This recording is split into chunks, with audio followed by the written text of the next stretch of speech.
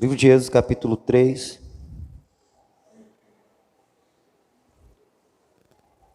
Versículo 12. Respondeu-lhe Deus: certamente eu serei contigo, e isto te será por sinal de que eu te enviei, quando houveres tirado do Egito o meu povo. Servireis a Deus neste monte. Bem, irmãos, nós iniciamos na semana passada essa mensagem que fala do chamado de Deus para o seu povo. Deus libertou o seu povo, libertou um povo, fez dele o seu povo, para que este povo o adorasse. Então, nós fomos salvos para sermos adoradores do Senhor. A palavra aqui, servir, em outros momentos, fala de celebrar a festa no deserto, como no capítulo de número 5, logo no versículo 1, deixa ir o meu povo para que me celebre uma festa no deserto. No mesmo capítulo, versículo de número 3 diz: então lhes disseram, o Deus dos hebreus nos encontrou, portanto deixa-nos agora ir caminho de 3 dias ao deserto para que ofereçamos sacrifícios ao Senhor, e Ele não venha sobre nós com pestilência e com espada. Deus fala servir, e Moisés entende que esse servir é celebrar a Deus uma festa, e uma festa com sacrifícios. Isso se chama culto, isso se chama adoração. Significa dizer que quando Deus convocou Moisés para pôr em liberdade o povo, e o povo livre fosse no deserto, e no deserto adorasse ele, Moisés entendeu que esse servir é adorar a Deus. Por isso que quando ele vai comunicar a Faraó a mensagem de Deus, ele diz, ele combina celebrar com sacrificar.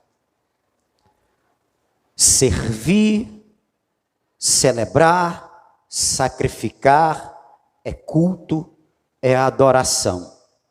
E como eu disse na mensagem de domingo passado, Deus fez todo aquele ato maravilhoso, todos aqueles atos prodigiosos, as 10 pragas, a distinção entre os hebreus e os egípcios, a abertura do Mar Vermelho, a travessia a pés enxutos, a derrota definitiva de Faraó e o seu poderoso exército. Aqueles feitos ficaram conhecidos naquele tempo para os povos daquele tempo e para os povos e para os tempos que vieram e chegaram até hoje, todo aquele feito poderoso de Deus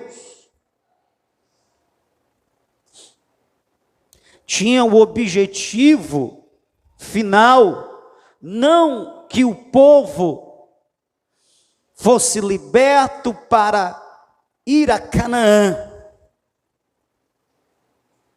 O objetivo final, o objetivo a ser alcançado não era Canaã.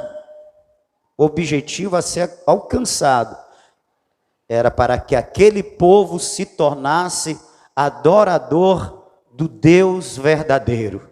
E essa adoração começaria no deserto.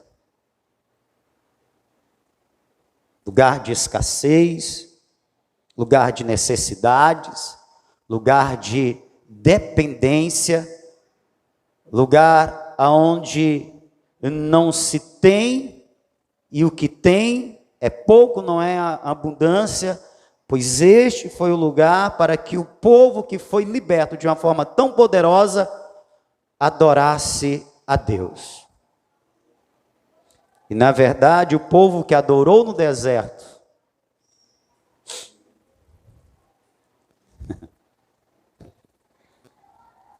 nas condições de Deus, atendendo às condições de Deus, foi o povo que adentrou em Canaã e se tornou um adorador de Deus na terra da promessa. Bem, faltou dizer como adorar a Deus e em que condição. Ficou muito claro que nós somos chamados para adorar. E adorar no deserto é estar disposto a adorar em qualquer situação. E se para Canaã, se Canaã terrestre é comparado para Israel com a Canaã celestial para o povo de Deus, o deserto para Israel é comparado a este mundo para nós. Este mundo para nós é um deserto. Nós somos chamados para adorar a Deus neste deserto, mas é garantido que os adoradores que o adoram aqui, adorarão na eternidade. Porque como está escrito em Apocalipse, capítulo 22, os seus servos os servirão. E a gente já aprendeu que servir e adorar são sinônimos. Servir, cultuar são sinônimos.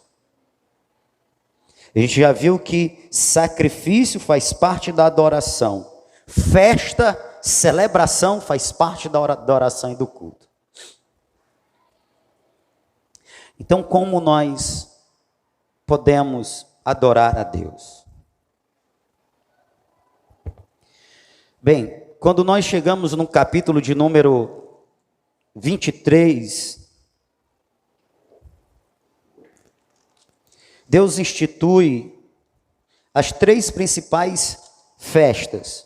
Afinal, este povo foi chamado, foi liberto de uma forma tão poderosa para ser adorador. E como eu disse no domingo passado, eles já fizeram a festa, já celebraram o Senhor no capítulo 15, quando na vitória da travessia do Mar Vermelho, Miriam se tornou com as irmãs musicistas, e o Moisés se tornou o cantor. E o povo dançava, e o povo pulava, e o povo rodopiava, e o povo se alegrava, adorando ao Senhor no deserto. No capítulo 23, nós temos o estabelecimento das 3 festas principais.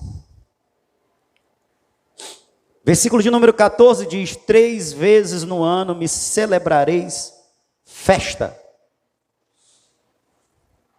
Me celebrareis. Vocês festejarão a mim. Aleluia. A festa dos pães asmos. Guardarás 7 dias, comerás pães asmos, como te ordenei ao tempo apontado no mês de Abibe, pois nele saístes do Egito. Ninguém apareça de mãos vazias perante mim. A primeira festa dos pães asmos, que está ligada à festa da Páscoa. 7 dias, no 7º dia se comemorava a Páscoa. Guardareis a festa das cegas, dos primeiros frutos do seu trabalho, que houveres semeado no campo. Guardarás a festa da colheita, a saída do ano, quando tiveres recolhido dos campos os frutos do seu trabalho. Ou a festa das colheitas, a festa do Pentecoste, depois chamada. 3 vezes ao ano, todos os teus homens aparecerão diante do Senhor Deus. Não oferecerás o sangue do meu sacrifício com pão levedado, nem ficará da noite para amanhã a gordura da minha festa. As primícias dos primeiros frutos da terra, da tua terra trarás à casa do Senhor teu Deus. Não cozerás o cabrito no leite da sua mãe. As três festas principais são a festa da Páscoa, a festa do tabernáculo e a festa do Pentecostes. Tabernáculo, a festa das cabanas e a festa do Pentecostes. Como celebrar o Senhor? Bem, ao povo de Israel foi dado festas. Me celebrareis festas. Eu disse uma certa vez que Deus é um Deus festivo, um Deus que gosta de festas, um Deus que gosta de celebração, de alegria. Não é à toa que está escrito que nós devemos servir ao Senhor com alegria, entrar na sua presença, nos seus átrios, com louvores, com cânticos alegres. Deus é um Deus que gosta que se celebre a Ele com alegria. E aí nós vemos que na festa, nas celebrações, essas celebrações eram caracterizadas com oferendas, com ofertas. Como ele diz no próprio versículo de número 15, ao finalzinho: ninguém apareça diante de mim com as mãos vazias. E fazendo um paralelo ou uma junção com o que Moisés diz no capítulo 5 a Faraó, para que sacrifiquemos ao Senhor no deserto.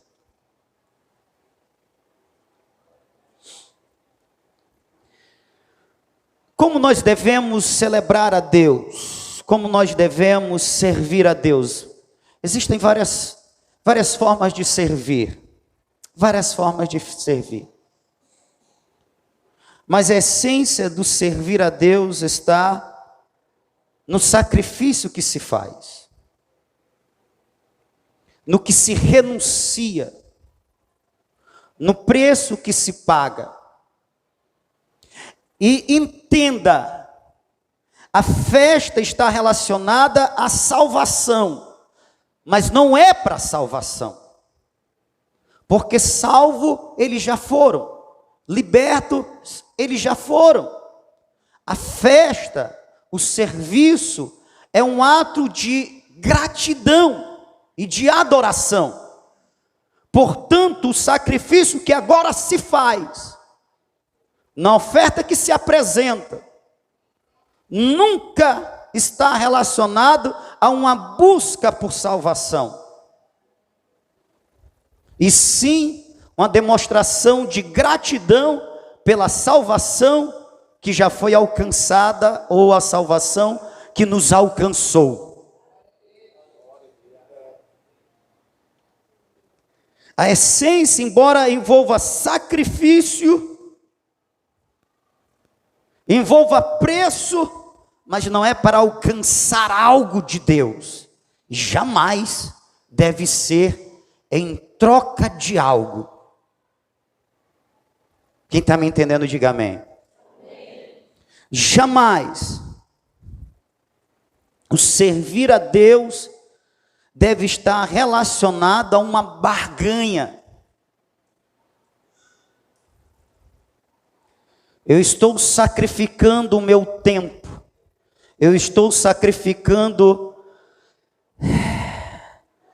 a minha juventude, eu estou sacrificando o meu vigor, eu estou sacrificando os meus recursos, eu estou sacrificando os meus bens, quando a Deus estou servindo, quando a Deus estou adorando. Mas eu faço isso não porque pretendo de Deus receber alguma coisa. Eu faço isso porque, na verdade, eu já tenho recebido de Deus o mais do que eu preciso. Eu já tenho recebido de Deus o que eu não mereço. Eu já tenho recebido de Deus o que eu não mereço, que é a salvação da minha alma.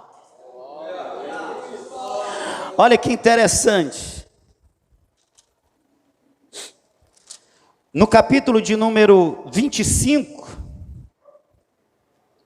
depois de dizer ao povo que festas têm que serem realizadas,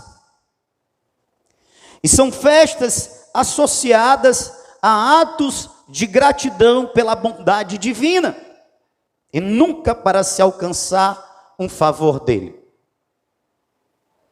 No capítulo 15, Deus agora, instruindo a Moisés, ele diz que anuncie o povo, que o povo tragam ofertas. E essas ofertas são para que se construa um lugar onde o nome dele possa ser invocado, a sua presença possa ser invocada, ele possa ser buscado, ele possa ser cultuado. Um lugar que represente a presença dele no meio do povo, e sempre é isso. Não são coisas que se busca, não é um lugar que se busca. O mais importante e interessante não é Canaã,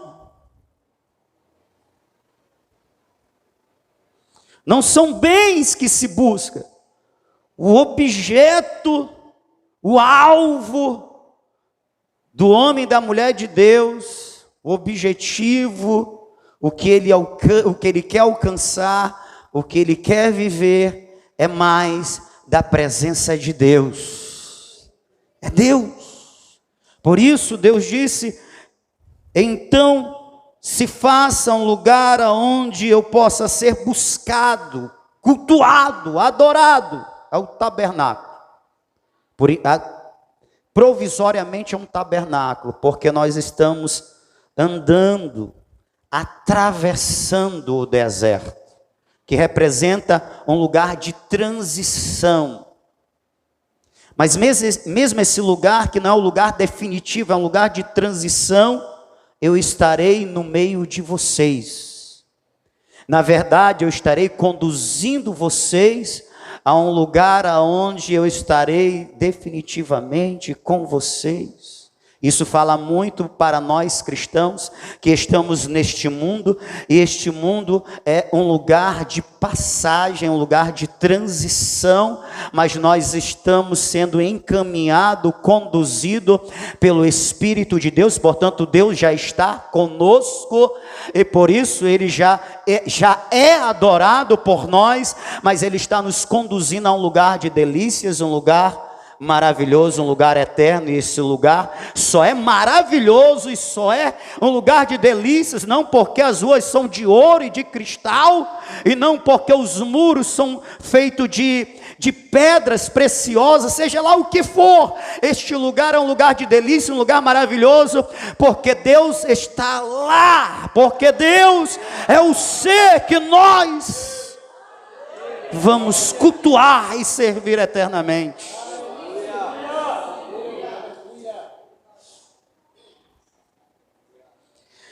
Então Deus convida este povo. Moisés só vai anunciar esse convite no capítulo de número 36, 35 na verdade. E tem um porquê desse 25 por 35. Mas o que diz a palavra? Então disse o Senhor a Moisés: fala aos filhos de Israel que me tragam uma oferta de todo homem cujo coração se mover voluntariamente, dele tomareis a minha oferta. Esta oferta que recebereis deles, ouro, prata, bronze. Acorda, crente, senão tu não vai aprender sobre adorar a Deus com sacrifício. Estofa azul, púrpura, carmesim, linho fino, pelos de cabra, pelos de carneiro, tintas de vermelho, peles de animais marinhos, madeira de acácia, azeite para a luz, especiarias para o óleo da unção e para o incenso aromático, pedra ônix e pedras de engates, pedra para a estola e para o peitoral. Me farão um santuário para que eu habite no meio deles, conforme tudo o que eu te mostrar, para modelo do tabernáculo e para modelo de todos os seus móveis, assim mesmo o fareis. E aí Deus, Ele estabelece o que Ele quer que seja dado. Ele não diz a quantidade, Ele diz o quê. E Ele diz o para quê. Primeiro, para que se tenha um lugar onde Ele habite no meio do povo. Versículo de número 7. E segundo, para que seja feito um vestuário adequado para aquele que vai mediar a adoração, o culto, o sacerdote. E olha que interessante, Deus está pedindo ouro, prata, Deus está pedindo pedra preciosa, Deus está pedindo madeira de acácia, Deus está pedindo azeite, Deus está pedindo tanta coisa. Algumas delas até difícil de serem encontradas, como peles de animais marinhos. E Ele está pedindo a um povo que está no... Ele está pedindo a um povo que está no deserto. Ok? Um povo que está de passagem no deserto. Portanto, um lugar que não se planta nem se colhe. Um lugar que dificilmente se apacenta o gado. Portanto, não é o lugar ideal para se produzir riquezas. Não é um lugar para que se tenha condições de adquirir com trabalho o que se está pedindo: ouro, prata, bronze e outras coisas.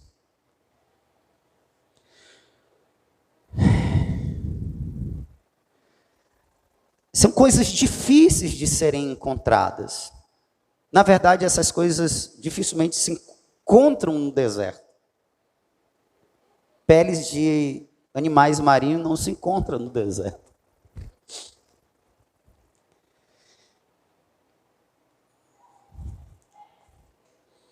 E como esse povo reage? Como você reagiria se Deus lhe pedisse coisas que lhe custam? Na verdade, a adoração, como eu disse desde o começo, ela está baseada no sacrifício. Se uma oferta não me custa, ela não é um ato de adoração.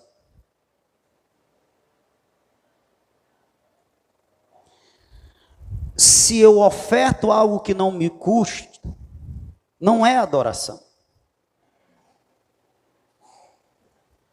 Davi já falava disso. Quando o Senhor pede que ele sacrifique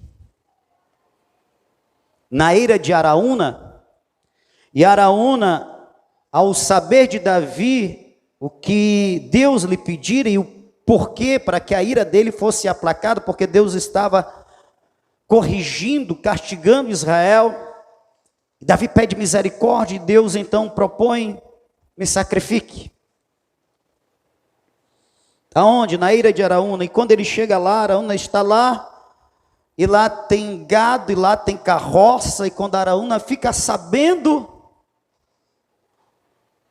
do propósito de Davi, Araúna diz: pois Davi, eu não apenas te cedo lugar para você cultuar a Deus, sacrificar a Deus. Você pode tomar o animal, imolar ele. Você pode pegar essa carroça, quebrar ela e usar de lenha. Porque era holocausto, era sacrifício que se queimava completamente para o Senhor. Ao que Davi disse para Araúna: não seja desse jeito, porque eu não ofertarei a Deus algo que não me custe. Eu pagarei o preço devido do animal, da carroça, porque a Deus não se oferta o que não tem valor para mim. O que Deus pede no deserto é algo difícil de se ter.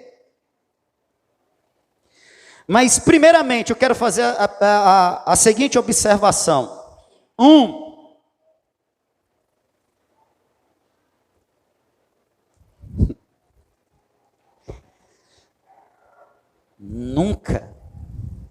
Nunca será demais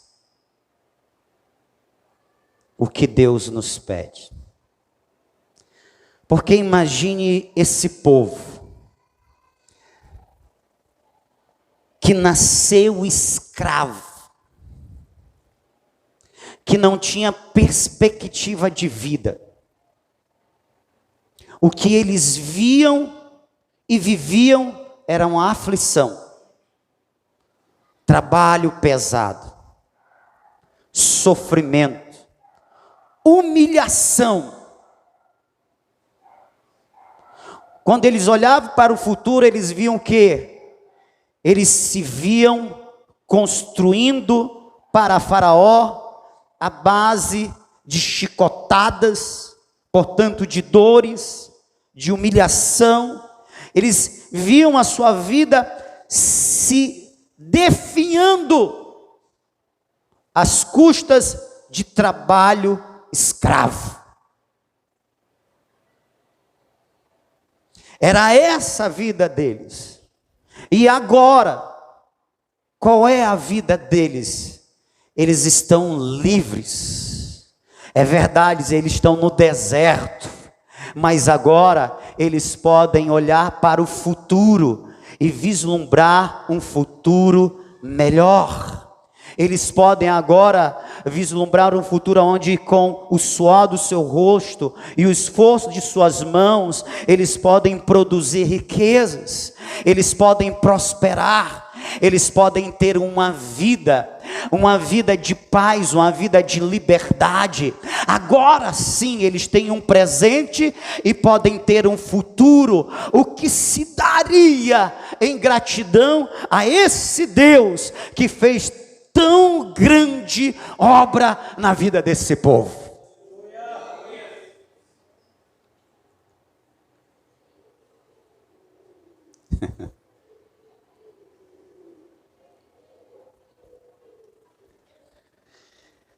A grande questão é que Deus fez algo semelhante por nós. Como era a nossa vida? Não, pastor, graças a Deus,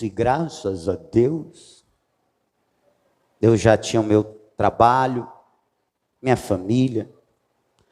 Porque nem todo mundo vem para a igreja porque é um ex-dependente, um ex-adicto, um ex-homicida, um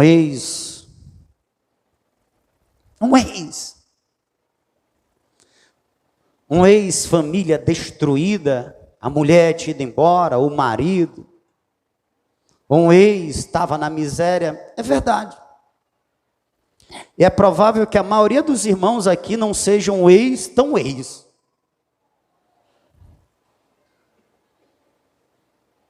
Só que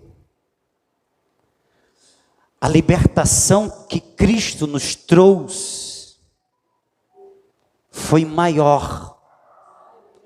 Porque se o povo hebreu foi liberto de Faraó, nós fomos libertos da escravidão do pecado. Nós fomos libertos da escravidão, da opressão de Satanás. Nós somos libertos de um jugo, de correntes do pecado que nos levava cativa, nos arrastavam cativos para o tormento eterno. Nós fomos libertos do pecado e salvos do lago de fogo. Nós fomos salvos do inferno de chamas ardentes. Nós fomos salvos de uma salvação bem maior do que essa, aleluia.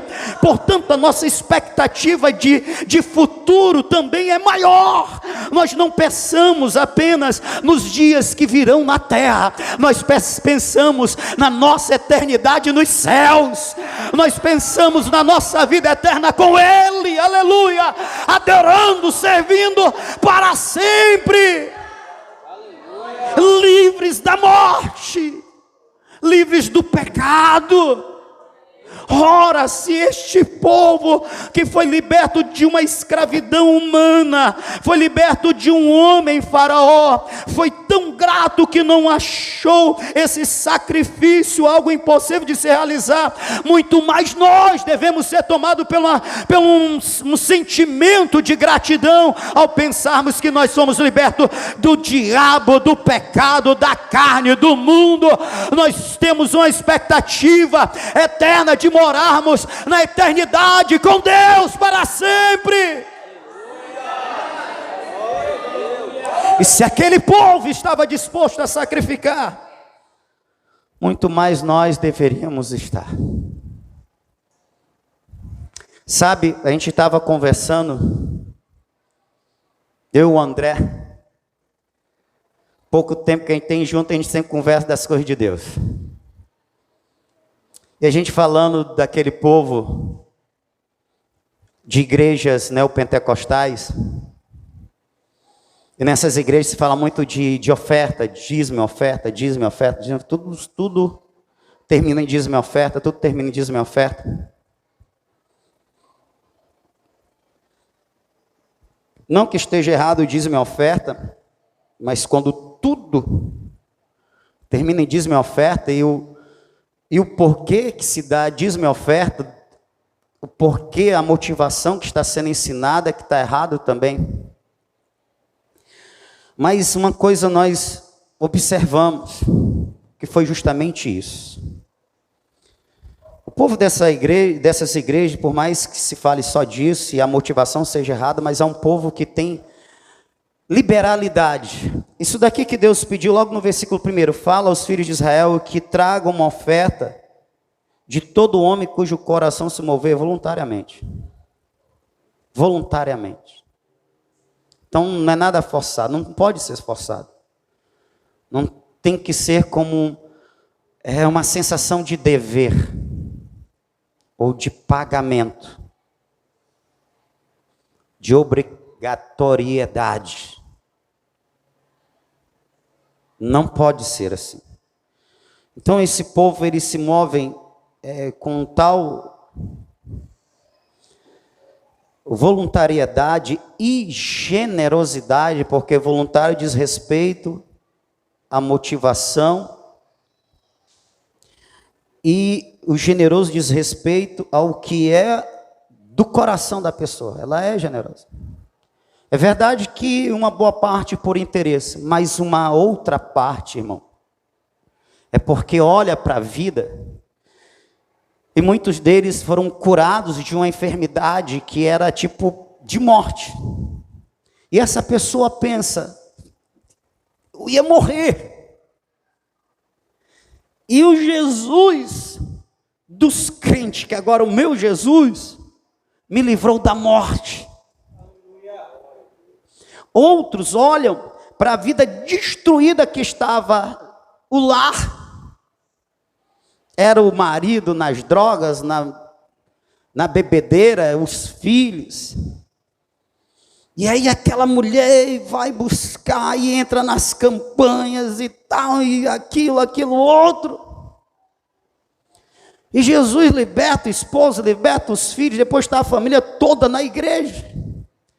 E se um dia ela fez uma campanha por causa da família, agora ela entrega a oferta, porque ela sabe como era a família antes, destruída, e agora está essa família restaurada, servindo ao Senhor.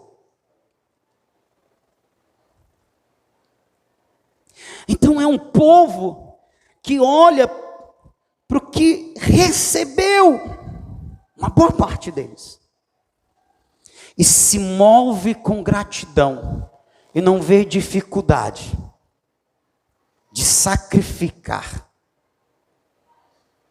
de vender coisas, como alguns fazem, de se incomodar em ter o resto do troco, do pão, para dar, ou o resto, o que sobrou do salário, quando sobra. E nisto eles se assemelham a este povo no deserto, que este povo do deserto, eles foram por Deus reprovados por outras coisas, menos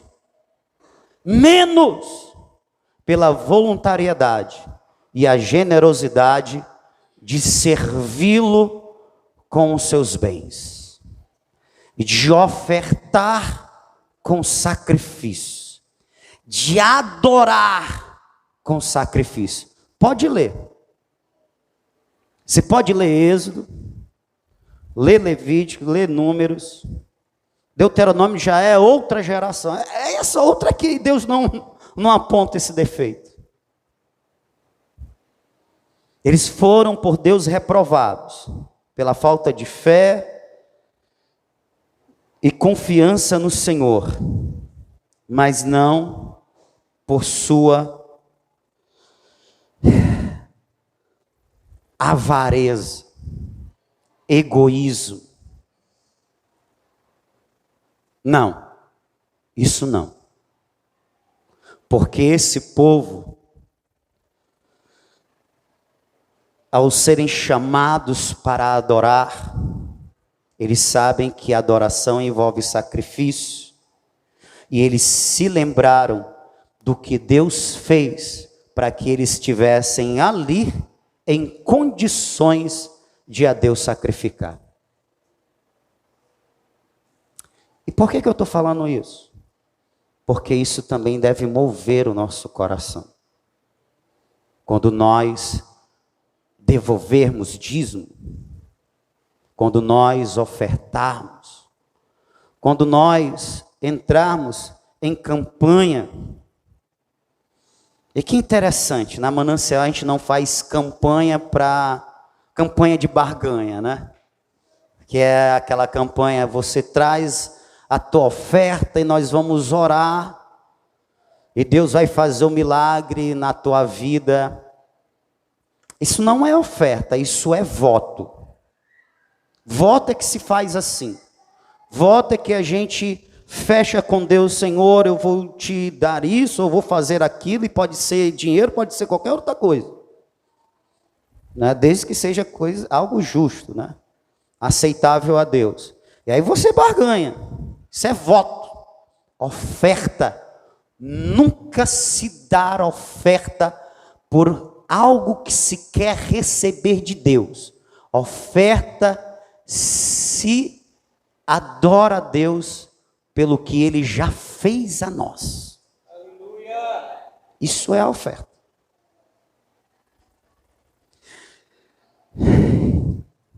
Primeira observação é essa. A segunda observação, e aí nós temos que voltar para o versículo 13, ou capítulo 13, do mesmo livro de Êxodo. Então nós temos no capítulo 12, a praga, ou quer dizer, a praga do primogênito. E aí nós temos Faraó chamando Moisés e dizendo: Moisés, vai, vaza. E na sequência nós temos o que Deus havia orientado Moisés lá no capítulo 13, no capítulo 3, que é o quê? O meu povo não vai sair de mãos vazias. Você vai orientar o meu povo para que peçam aos egípcios ouro, prata, vestes. E é isso que o povo faz. No versículo de número 34,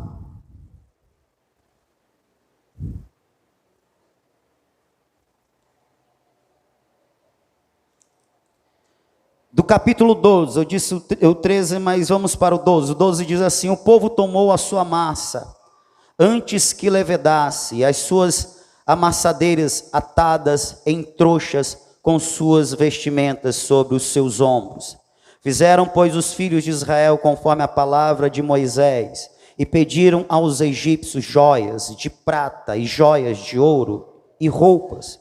O Senhor deu ao povo graças aos olhos dos egípcios, de modo que estes lhe davam o que pediam, assim despojaram os egípcios.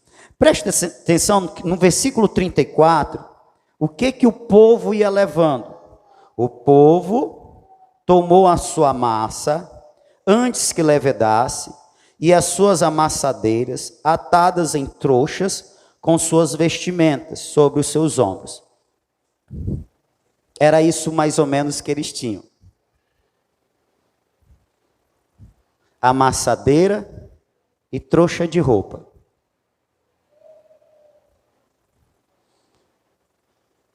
São os bens dos escravos.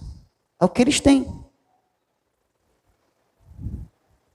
Ok? Eles eram escravos, miseráveis, pobres.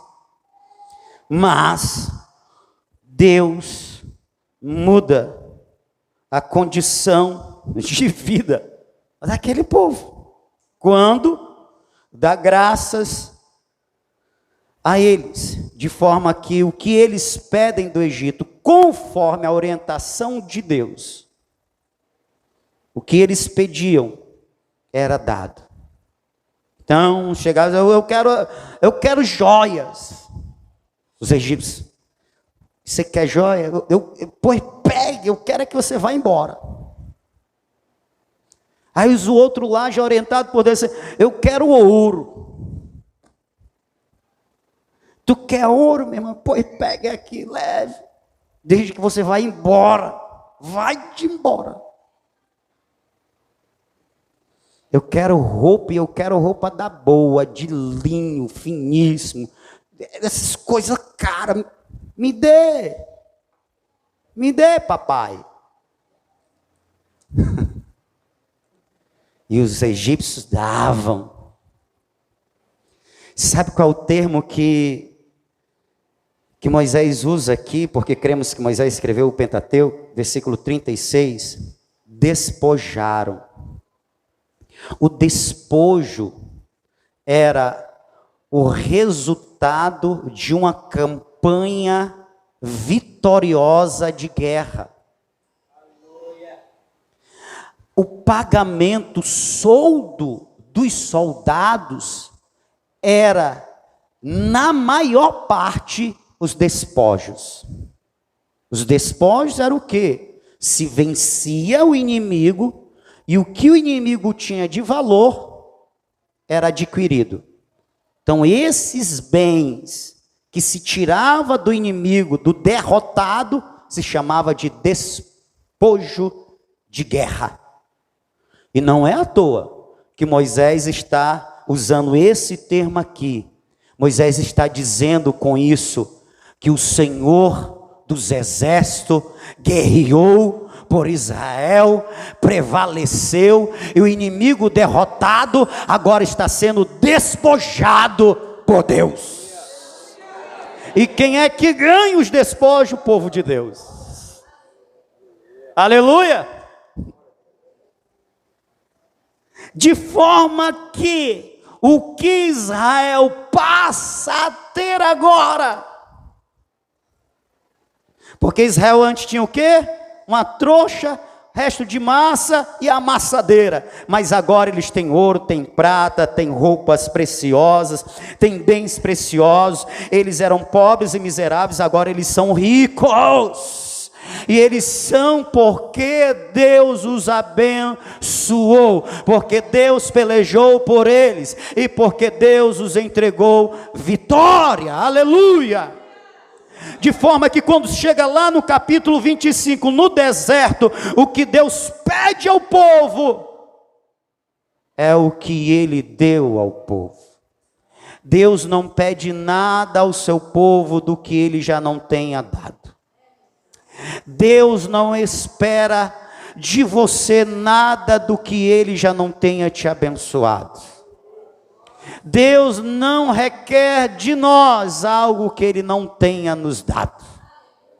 E ele nem, na maioria das vezes, nem pede tudo. Você está entendendo, irmão?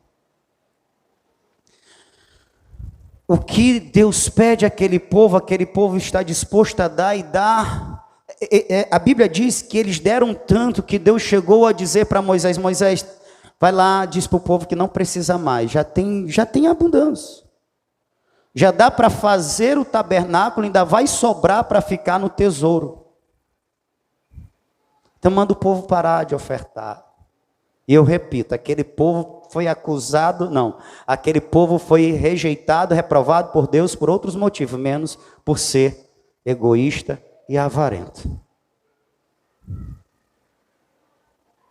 Porque na essência desse povo, eles sabiam que o que eles tinham porque Deus os deu. Porque Deus deu para ele. O que nós temos porque Deus tem nos dado. Nós somos mordomos, administradores dos bens que Deus tem nos confiado. E quando nós ofertamos a Deus com essa mente, nós ofertamos de um jeito que ela vai ser aceita.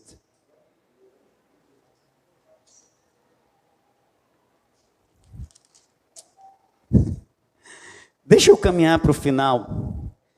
Mas será que nós da Manancial, visitantes que aqui estão, se Deus tem tocado o seu coração, então receba. Mas nós da Manancial, quanto aos bens, porque como eu disse, tem várias formas de servir ao Senhor.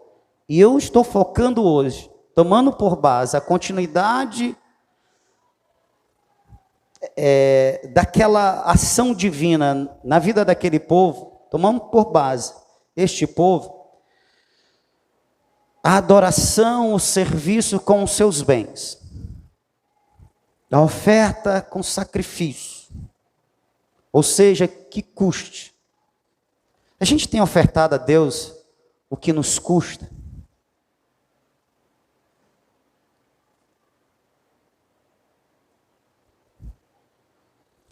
É lógico que eu não tenho como saber do coração de vocês, mas vocês, assim como eu, nós não podemos nos esquecer que Deus, antes de aceitar ou não uma oferta, Ele aceita ou não o ofertante, porque Ele sonda o coração, Ele esquadrinha o coração, Ele conhece a motivação.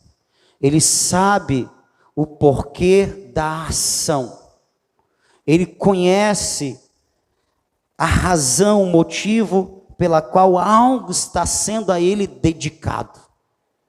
Custando ou não, ele conhece.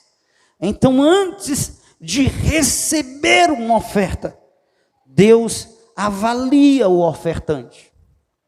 Primeiramente, nós só temos condições de ofertar a Deus, a possibilidade de ser um ofertante, um adorador, porque nós passamos pelo lavar do sangue do Cordeiro, porque nós fomos comprados a preço de sangue. Nós somos remidos, perdoados os nossos pecados. Essa condição, Deus nos fez idôneos ou aptos para participarmos do seu reino, de sermos adoradores. Esta é a principal condição, mas depois dela, eu preciso ter as motivações certas quando estiver a Deus sacrificando. A questão é nós da Manancial, nós estamos ofertando a Deus o que nos custa. Como eu disse, eu não tenho a condição de avaliar o coração de vocês, mas eu quero lembrar que Deus tem. Mas eu, como ser humano, eu posso fazer algumas leituras. E a partir delas fazer algumas denúncias. Como nós vimos aqui no capítulo 25, a oferta era para construir um templo e para que uma vestimenta sagrada fosse feita, para que um homem fosse consagrado e fizesse a mediação da adoração. Então era para o templo e era para um sacerdote que ainda ia ser constituído. Então nunca só para coisas, mas para pessoas. Mas vamos trazer para o nosso exemplo aqui. Graças ao coração voluntário da igreja, nós temos esse espaço. Nós temos esse outro espaço. E nós temos esse espaço aqui de trás. Nós temos um espaço que nós até doamos lá na Sabiaguaba, para uma igreja que vai completar 9 anos. E também, graças à voluntariedade e à generosidade dos irmãos, não faltou sustento para o pastor e a sua família, e para o copastor também. Mas eu quero falar algo assim que tem me saltado os olhos e tem me incomodado. Nós compramos essa casa e nós pagamos uma parcela de 4.000 por mês. Uma parcela bem pesada. Mas nós honramos, nós não atrasamos. Pelo contrário, como eu disse que nós teríamos condições de pagar antecipadamente, nós chegamos a ter dinheiro para pagar antecipadamente. Umas 3 ou foi 4 parcelas. Uma coisa assim. Mas nós estamos vivendo um tempo agora que nós não estamos conseguindo colocar esse forro da igreja.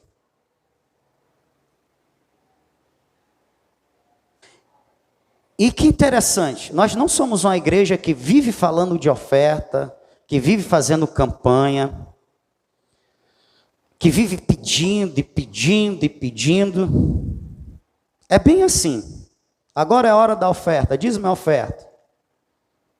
E não tem uma palavra motivando, sabe, a gente procura ser o menos pedinte possível.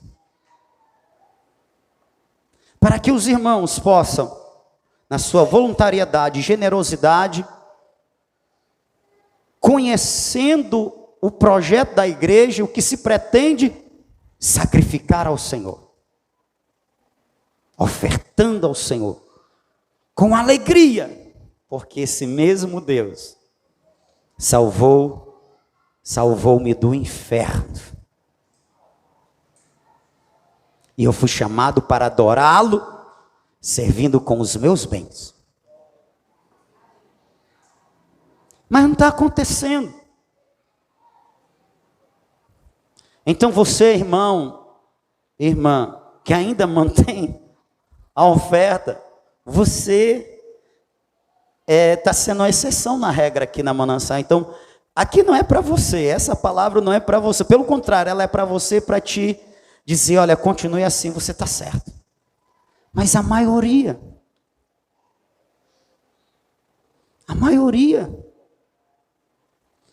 tem esquecido o que está acontecendo.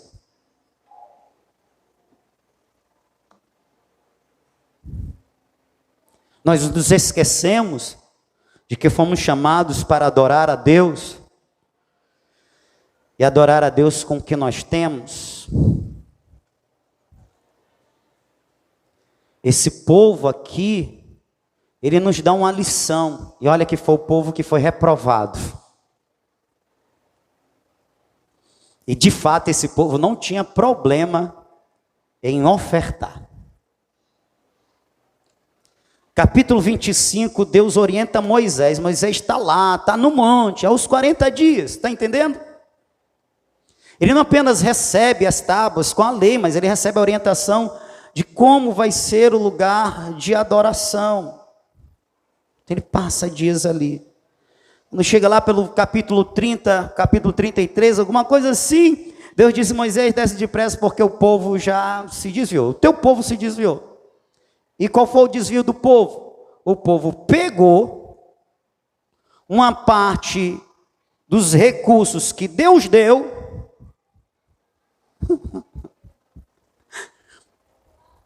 e ofertou para que se fizesse imagens e eles pudessem cultuar os bezerros de ouro.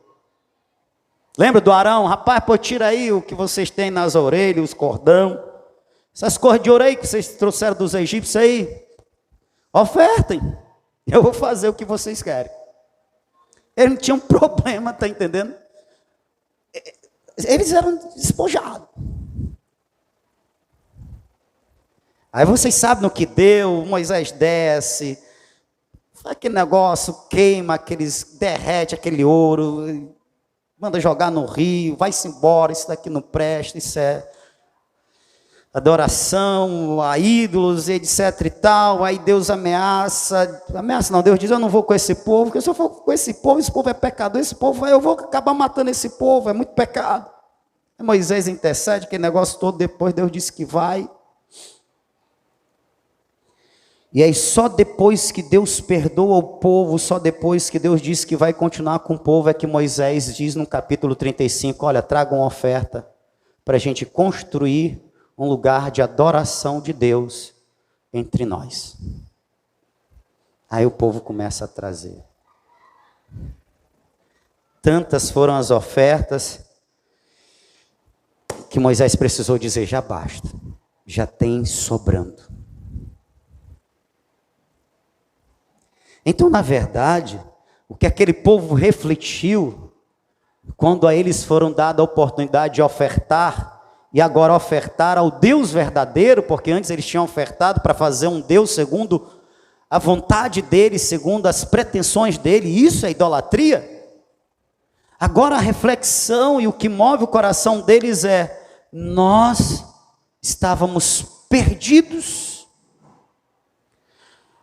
por causa dos nossos pecados, nos afastamos de Deus, mas Deus, bondosamente e misericordioso que é, nos deu uma outra oportunidade de continuarmos sendo os seus adoradores. Ele está nos dando a oportunidade de adorá-lo, quando Ele nos convida a ofertá-lo. Gente, isso não traz uma outra reflexão não, irmãos? Quantas vezes nós caímos? E a gente já sabe que tem o cair, que a pessoa cai e fica caída no meio do povo, frequentando os cultos. Quer dizer, aqueles cultos que ele vai se arrastando, aquele culto que ele vai com má vontade. E como eu denunciei da outra vez aqui, é um cair que às vezes a pessoa vem e participa das coisas da igreja, não por causa do Deus da igreja, mas por causa dos amigos que ele adquiriu na igreja. Porque ele está acostumado com um grupo de jovens, ou está acostumado com um grupo de mulheres, ou está acostumado, ele tem amigos na igreja, virou um ambiente social. Só que a igreja, vai além de ser um ambiente social. A igreja é um organismo vivo, a igreja é o corpo de Cristo, a igreja é o ajuntamento daqueles que foram remidos, lavados, comprados com o sangue de Jesus. A igreja é o ajuntamento daqueles que foram reunidos e que nasceram do alto, nasceram de Deus, tem uma nova natureza, uma natureza divina, e é isso que os torna semelhantes, parecidos. Todos nasceram de novo e, portanto, são participantes do reino e são herdeiros da vida eterna. É mais do que uma associação. E aí tem muita gente que cai, fica frequentando alguns cultos, alguns trabalhos. Por quê? Porque o fulano é meu amigo, porque a fulana é minha amiga, eu gosto de estar perto dela, eu gosto de estar perto dele, porque eu cresci no meio desse povo, eu estou acostumado com isso, eu não tenho outra vida social, a vida social que eu tenho é o trabalho e a igreja. Mas ele não vem mais à igreja com esse propósito. Qual? Me celebrem festa. Não apareçam diante de mim com as mãos vazias. Me cultuem. A igreja é um ambiente onde o povo do Deus vivo se reúne para o Deus vivo cultuar. Quantas vezes a gente não cai e a gente fica, né? Esse crente que tem nome de que vive, mas está morto. Os outros crentes não conseguem identificar, mas o Deus dos crentes sabe. Ele sabe que ali não tem um adorador. Ou na verdade tem um adorador morto. E aí, esse Deus bondoso, ao invés de acabar de matar, ele lança uma palavra de vida e de restauração. E aquele morto vivo ouve a voz de Deus, e a voz gera vida novamente nele, e ele torna a viver, e ele se torna de novo um adorador com o coração cheio de gratidão, cheio de alegria, por estar servindo o Deus verdadeiro. Quantas vezes a gente não experimenta dessa graça, desse perdão, dessa misericórdia, como Israel experimentou? Quantas são as vezes? Pois esse foi o motivo lá no capítulo 35, para que este povo se movesse de voluntariedade, de gratidão, e ofertasse a Deus o que Deus estava pedindo. E por que isso também não acontece a nós? Nós sentimos o perdão, desfrutamos da misericórdia, mas as necessidades postas da obra de Deus não nos toca, não nos sensibiliza. Se a gente continuar com o coração assim, a gente não consegue colocar um forro. Como nós vamos conseguir fazer coisas maiores? Como enviar um casal de missionários para eles fazerem a obra de Deus? Se essas coisas que são menores, uns 20 mil, mas 20 mil depois resolve. Como é que a gente vai sustentar pessoas por anos, sem vê-las, só saber notícias? Se a gente não está sendo tocado com algo que nós vamos nos beneficiar, nos tocará quando eu estiver aqui nesse altar falando, irmãos, Deus tem falado ao meu coração e confirmou no casal X que eles tenham chamado para abrir uma obra no interior, ou na cidade, ou na nação tal, e para eles serem enviados para lá, nós vamos precisar mantê-los com 2 mil, 3 mil reais, que seja. Isso vai nos tocar.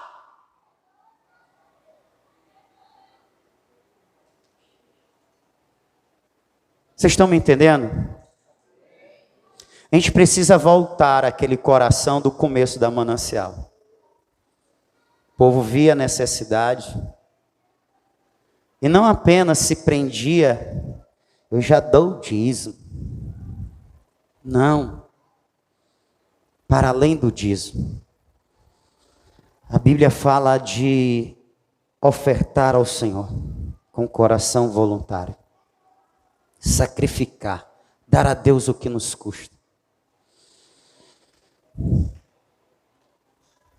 Eu trouxe essa reflexão, tem outros textos que eu poderia estar citando aqui. Na verdade, eu nem li essa passagem, irmãos. O que eu ia trazer aqui para vocês está em Lucas capítulo 16. Toda a mensagem está baseada em Lucas 16. Mas eu comecei aqui, e eu quero terminar aqui essa reflexão.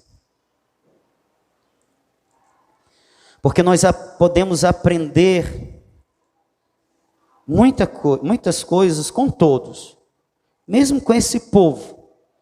Porque essa foi a geração que morreu no deserto, que não foi aprovada por Deus. Mas eles não foram aprovados, eles não foram reprovados pela sua dificuldade de adorar a Deus com os seus bens. Não foi isso. Isso eles foram aprovados.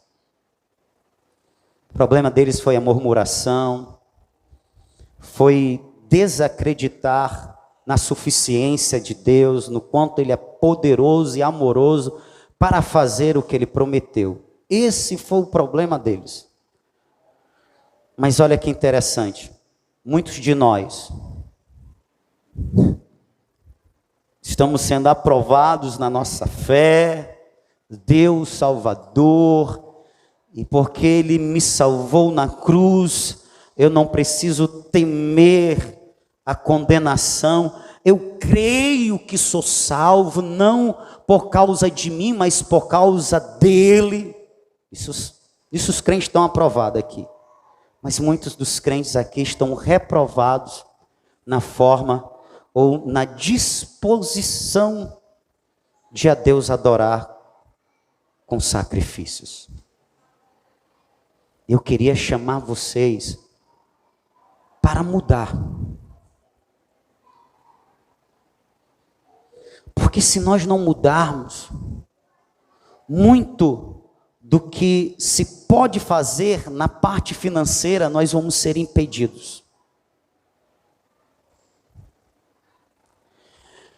Logo, muito do que Deus pode nos dar, para que nós possamos semear, Ele não nos dará. Porque Ele dá semente, irmão, para quem semeia. Eu tenho falado há meses, e de novo eu trago essa mensagem.